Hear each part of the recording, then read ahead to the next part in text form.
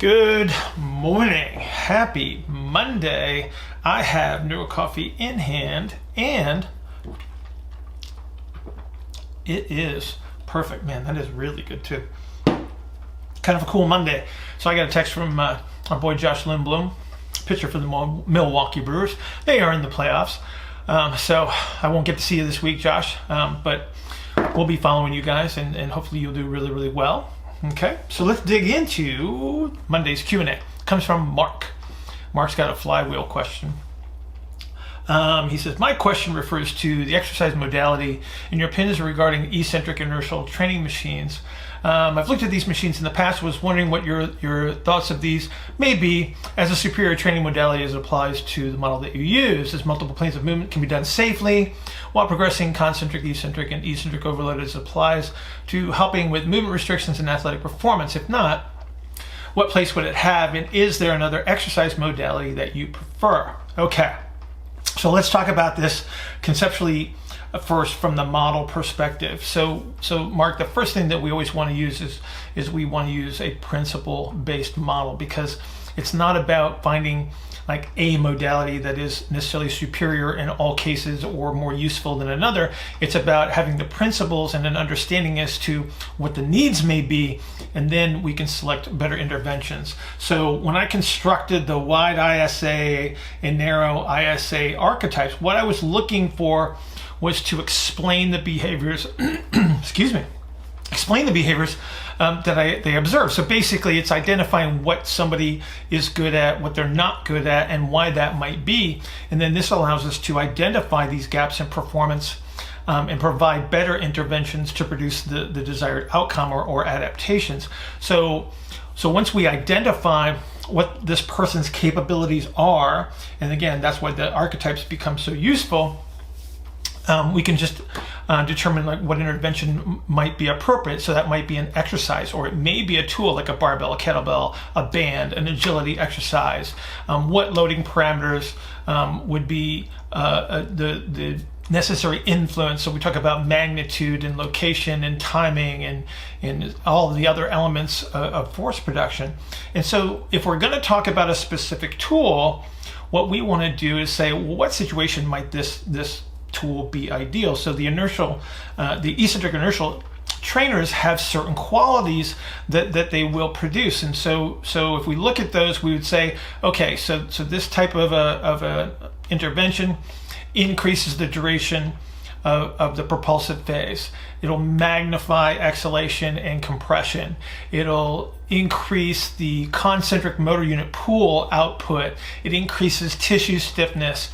It increases the rate at which those tissues are loaded. So now we just have to say, okay, where does this fit in, and then what problem does it solve?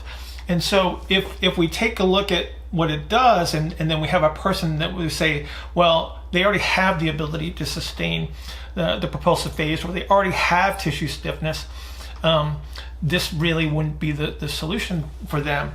If we apply it to someone that lacks these things, now we have a useful intervention. So let's go through a couple of examples as a representation.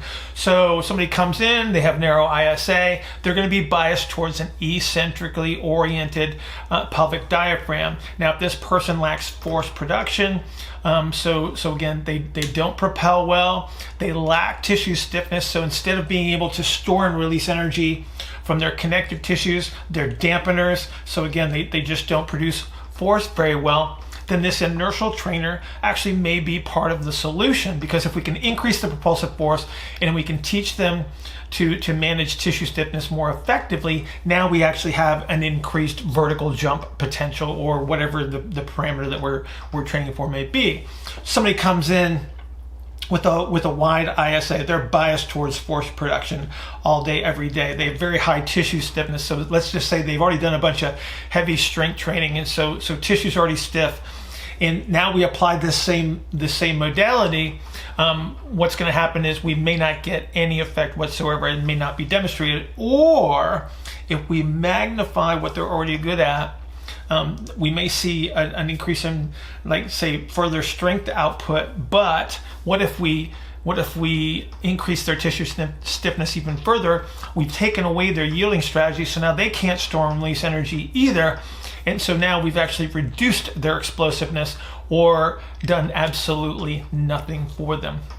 Where I can see the eccentric or inertial trainers really coming in handy, though, Mark, is at one end of the rehab, or if we want to use the term prehab, we could call it that.